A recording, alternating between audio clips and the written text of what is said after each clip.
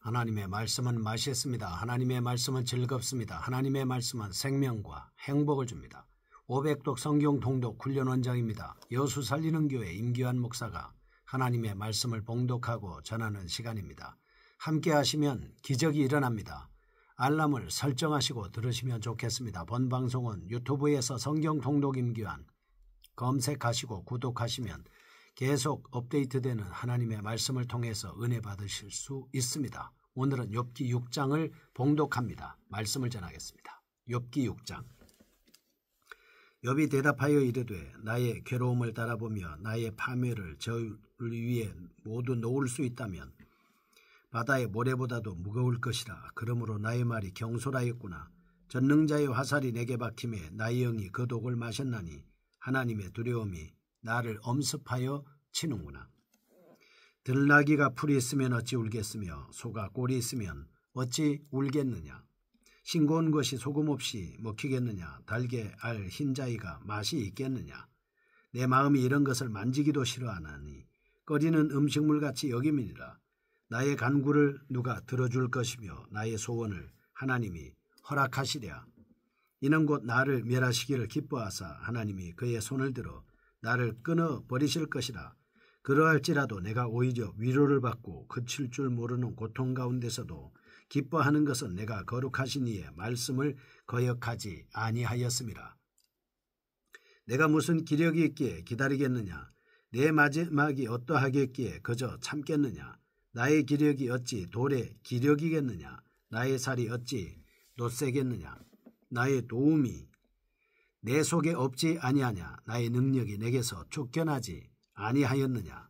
낙심한 자가 비록 전능자를 경외하기를 저버릴지라도 그의 친구로부터 동정을 받느니라. 내 형제들은 개울과 같이 변덕스럽고 그들은 개울의 물살같이 지나가느나. 얼음이 녹으면 물이 검어지며 눈이 그 속에 감추어질지라도 따뜻하면 마르고 더우면 그 자리에서 아주 없어지나니 대상들은 그들의 길을 벗어나서 삭막한 들에 들어가 멸망하느니라. 대마의 떼들이 그것을 바라보고 스바의 행인들도 그것을 사모하다가 거기 와서는 바라던 것을 부끄러워하고 낙심하느니라. 이제 너희는 아무것도 아니로구나. 너희가 두려운 일을 본즉 겁내는구나. 내가 언제 너희에게 무엇을 달라고 말했더냐. 나를 위하여 너희 재물을 선물로 달라고 하더냐. 내가 언제 말하기를 원수의 손에서 나를 구원하라 하더냐. 폭군의 손에서 나를 구원하라 하더냐. 내게 가르쳐서 나의 허물된 것을 깨닫게 하라. 내가 잠잠하리라. 옳은 말이 어찌 그리 고통스러운고. 너희의 책망은 무엇을 책망함이냐. 너희가 남의 말을 꾸짖을 생각을 하나. 실망한 자의 말은 바람에 날아가느니라. 너희는 고아를 제비 뽑으며 너희 친구를 팔아 넘기는구나. 이제 원하건대 너희는 내게로 얼굴을 돌리라. 내가 너희를 대면하여 결코 거짓말하지 아니하리라. 너희는 돌이켜 행악자가 되지 말라. 아직도 나의 의가 건재하니 돌아오라. 내 혀에 어찌 불의한 것이 있으랴. 내 미각이 어찌 속임을 분간하지 못하랴. 아멘. 욥기 6장입니다. 엘리바스에 대한 욥의 답변입니다. 3장에서 욥의 탄식이 매우 절망적이고 통절했던 것과 마찬가지로 6장에 기록된 욥의 둘째 발언도 매우 자포자기적인 동시에 도전적입니다. 6장에서 7장은 욥이 자신의 억울한 심정을 나타내는 대목과 친구에 대한 비난과 자기 변호, 인생의 무능함을 기도로 표현한 것, 하나님께 대한 호소 등으로 이루어져 있습니다. 엘리바스에 대한 욥의 반응을 잘 묘사하고 있는 것입니다. 6장에 나타난 말씀을 살펴보겠습니다. 첫째, 욥은 기존의 입장을 고소합니다. 3장에서 이미 피력하였던 자신의 입장을 재차 확인하고 있습니다. 자신의 현재의 고통은 하나님께서 주신 것이요. 자신이 그것을 감당하기에는 너무 벅차다는 것입니다. 그래서 그는 고난에 대한 탈출구로서 3장에서와 같이 마찬가지로 8절과 9절에서 죽음을 희구하고 있습니다. 그런데 이와 같은 그의 태도에는 여전히 자기가 무죄하다는 주장이 들어 있습니다. 다시 말해서 욥은 자신에게는 죄가 없음에도 불구하고 자신이 이해하지 못하는 고난이 왔음을 암시하고 있습니다. 둘째, 욥의 감정을 격발합니다. 3장에서도 욥은 매우 적나라한 표현을 동원했습니다. 자신의 감정을 드러낸 바가 있었습니다. 이러한 감정적 기조는 한층 더 격화된 형태로 나타납니다. 5절에서 7절, 엘리바스의 변론에 대한 욥의 반응은 매우 격앙된 그의 감정의 단면을 잘 드러내주고 있습니다. 욥이 다분히 감정적이고 공격적인 발언을 한 이유가 있습니다. 첫째, 엘리바스의 변론이 자신의 현재의 고난이 아무런 해결책을 제시해주지 못했기 때문입니다. 둘째, 엘리바스의 말 속에 자신을 정죄하는 느낌을 받았습니다. 셋째, 다분히 후계자 혹은 충고자의 태도로 자신을 대할 뿐 동정과 위로의 말을 전혀 하지 않은 엘리바스에게 인간적 배신감을 느꼈기 때문입니다. 셋째입니다. 욥의 최종적 관심은 불변입니다. 욥에게는 잃어버린 건강을 회복하는 것, 막대한 소유물을 다시 획득하는 것, 자손의 복을 다시 받는 것이 2차적 관심의 대상일 뿐 궁극적 관심은 되지를 못했습니다. 6장에서 나타난 부차적인 사실들을 살펴보겠습니다. 첫째, 6장에서 욥은 처음으로 자신이 이러한 혼란 속에 빠지게 된 이유를 말하고 있습니다. 이 모든 일을 하나님의 섭리로 보고 있는 것입니다. 둘째, 욥은 엘리바스가 한 말에 대하여 비유를 들어 비난하고 있습니다. 교훈 보겠습니다. 첫째, 하나님의 징계에 대하여 인간이 복종하는 것은 당연하지만 인간의 부당한 비난에 순종하는 것은 절대 의무가 아니라는 것입니다. 둘째, 죽음과 영혼에 대한 최선의 준비는 희망을 포기하는 것이 아니다. 절대적으로 거룩하신 하나님의 말씀 속으로 자기 자신을 숨기는 것입니다. 첫 번째, 1절에서 13절 보겠습니다. 자신의 결백을 주장하는 욥입니다. 1절에서 7절은 욥이 고난을 받을 만큼 큰 죄를 저지른 일이 없음을 감정적으로 표현하고 있습니다.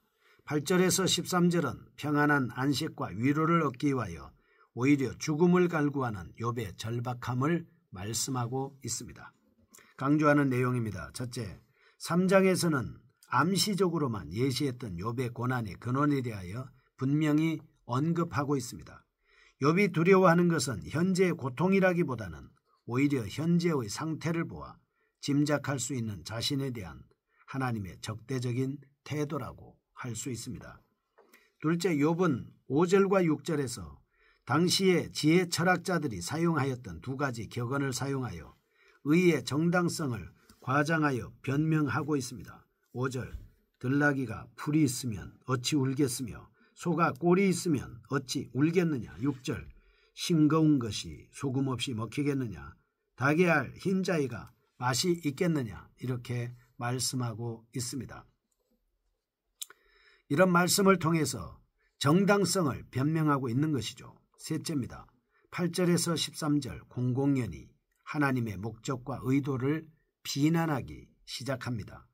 이런 말씀을 통해서 교훈입니다. 첫째, 하나님이 붙들어주지 않는 한 인간은 스스로 고난을 헤쳐나올 수 없다라고 하는 것입니다. 하나님이 이스라엘 백성들을 40년 동안 광야 생활을 승리할 수 있게 하신 것은 하나님께서 그들을 도와주셨기 때문입니다. 다니엘도 환난에서 고난받은 건전받을 수 있었던 이유는 하나님께서 도와주셨기 때문이었습니다. 둘째, 죽음의 공포를 극복하는 최선의 길은 하나님께 대한 소망을 가지는 것밖에 다른 방도가 없다는 영적 진리를 우리에게 깨닫게 합니다. 14절에서 30절 두 번째입니다. 친구들의 냉정함과 허점을 지적하고 있습니다. 21절에서 23절은 욥은 엘리바스의 비정함을 반어적으로 묘사하였을 뿐만 아니라 자신의 의의를 상대적으로 혹은 암시적으로 강조함으로써 하나님 이렇게 책망을 받는 원인을 제공합니다. 14절에서 23절 엘리바스의 무정함을 질책하고 있습니다. 24절에서 30절 그의 권면에 허점이 있음을 지적하고 자신의 무죄를 강변하고 있습니다. 본달락이 보여주고 있는 사실을 살펴보겠습니다. 첫째, 욥이 그의 친구들에게서 친절함을 기대하였음을 보여주고 있습니다. 14절에서 욥은 인간이 가져야 할 기본 원칙으로서 동정을 언급하였습니다. 둘째, 욥이 그 어떠한 인간적 동정심과 도움도 순순히 받아들일 수 없는 마음 상태에 처해 있음을 보여주고 있습니다. 셋째, 욥이 자기 자신의 어려운 문제에 대해서 변론을 하다 보니 자기도 모르는 사이에 인간 자신의 의의를 암시적으로 드러내고 있다는 사실입니다. 이런 말씀을 통해서 첫째, 고난의 슬픔에 처한 자를 동정하고 위로하는 것은 신앙 이전에 가져야 할 인간적인 의무다라고 하는 사실입니다. 둘째, 위로가 없는 각박한 환경 하에서는 자기 주장을 절제해야 한다는 영적 진리를 깨달을 수가 있습니다. 셋째, 자신의 정당성을 너무 강조해 주장하다 보면 상대를 멸시하는 태도를 갖기 쉬울 뿐만 아니라 자기의 의의를 드러내기 쉽다는 사실의 교훈을 받습니다. 성도들은 그리스도로 말미암아 새로운 인격으로 변하여 늘 성령의 지배를 받도록 해야 합니다. 모든 사람에게 생명의 물을 공급하는 활력소 역할을 해야 한다 하는 사실입니다. 6장 24절에서 30절에 나오는 올바른 말의 능력에 대해서 한번 알아보겠습니다. 사상이 구체화되는 것이 바로 언어입니다. 워즈워드가 이렇게 말했습니다. 언어는 사람의 생각을 정리하게 하며 가다듬게 한다. 따라서 우리는 언어를 통해서 우리의 생각을 명확하고 간결하며 또한 우아하게 표현해야 할 필요성이 있다. 그러할 때 언어의 능력은 발전할 것이다. 사실 그렇습니다. 욥의 친구들이 조언은 욥에게 아무런 도움을 주지도 못했을 뿐만 아니라 오히려 욥을 격분하게 만들었습니다. 그러기에 이러한 사실은 우리로 하여금 참으로 능력 있는 말이 얼마나 중요하고 어떠한 것인가라고 하는 것을 새삼 깨닫게 하는 것입니다. 이런 것을 통해서 첫째, 하나님의 지혜에 근거한 말에는 능력이 있다. 맞죠? 예수님이 전하는 말씀을 듣고 사람들은 서기관들의 권위와 가르침과 같지 않다라고 이렇게 말씀을 했습니다. 권위가 있었던 것이죠. 욥의 친구들의 말이 정당하지 못했던 것은 그들이 하나님의 지혜로 온전히 무장하지 않았기 때문입니다. 하나님의 지혜에서 나오는 말은 자체가 능력입니다. 사람을 살릴 수 있습니다. 치료할 수 있습니다. 힘을 불어넣을 수 있습니다. 생명의 역사를 이룰 수 있습니다. 성경에서 사람을 살린 사람들은 하나님의 지혜로 주신 말씀을 선포했기 때문에 그 말에는 기적이 일어났던 것입니다.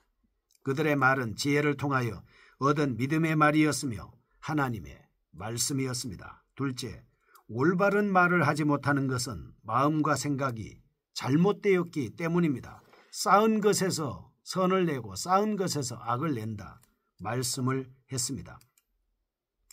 그러기에 우리는 자신의 그릇된 말 한마디로 인하여 남을 미혹할 가능성이 있음을 알아야 합니다.